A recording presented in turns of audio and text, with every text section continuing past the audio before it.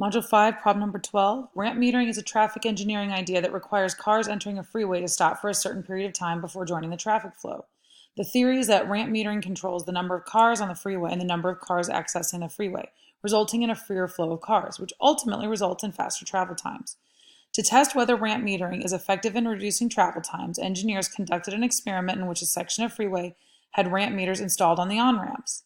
The response variable for the study was speed of the vehicles. A random sample of 15 cars on the highway for a Monday at 6 p.m. with the ramp meters on, and a second random sample of 15 cars on a different Monday at 6 p.m. with the meters off resulted in the following speeds. That right here is our data set, but we're going to wait to click on that until we get to part A.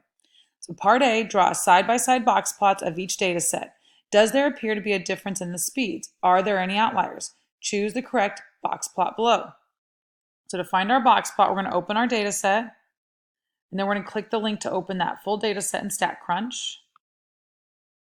And we're going to go to Graph, Box Plot, select our two variables, or two columns, and then one thing we need to do is make sure we draw boxes horizontally. If we don't, it'll end up vertically and up and down box plots, so we want to match it to the box plots we're looking at here.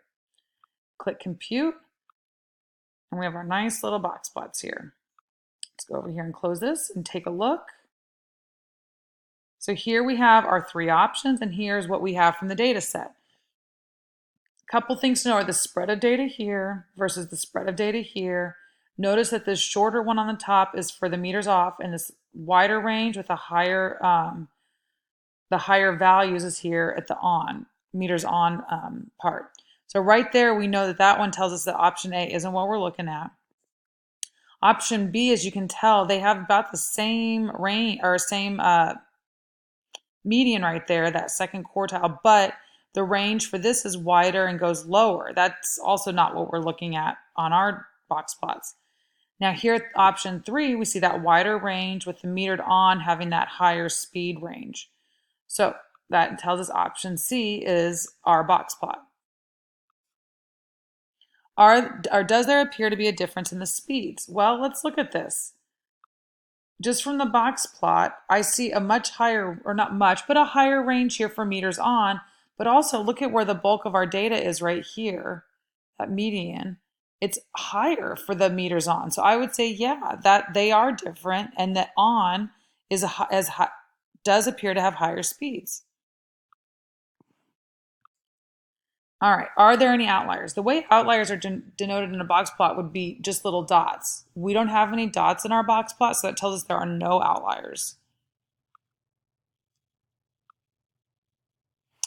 Part B, are the ramp meters effective in maintaining a higher speed on the freeway? Use the alpha equals 0.1 level of significance. State the null and alternative hypotheses. Choose the correct answer below. So we know with hypothesis testing, our null hypothesis, that H naught, is always equal to something. So in this case, it would be that one mean is equal to the other mean, or the mean for the meters on is equal to the means for the meter off. So right there, we know that we're looking at option A or D, because those null hypotheses for C and B are not equal. The second part for the alternative, it says, are the ramp meters effective in maintaining a higher speed? So it's saying, is the mean when the meters are on, the mean speed higher than the mean speed for when the meters are off?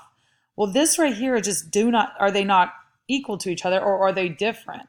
That's not what we're looking to test. We're looking to test here if the speed is higher for when the meters are on.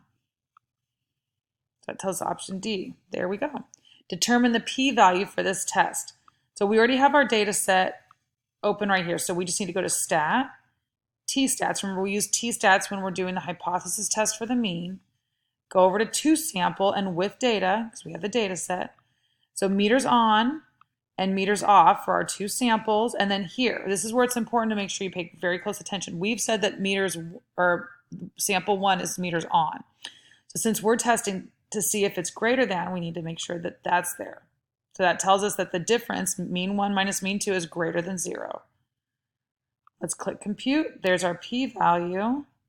So it says here to round to 3 decimal places. So our p-value here is 0.0466. That means we're going to round it to 0.047. 0.047. Check our answer. Nice work. So we had an alpha. Let's see real quick. Our alpha was 0.1. Our p-value is 0.0466. That is less than our alpha of 0.1. So that means we know we're going to reject our null hypothesis. Then we're looking at options A or C.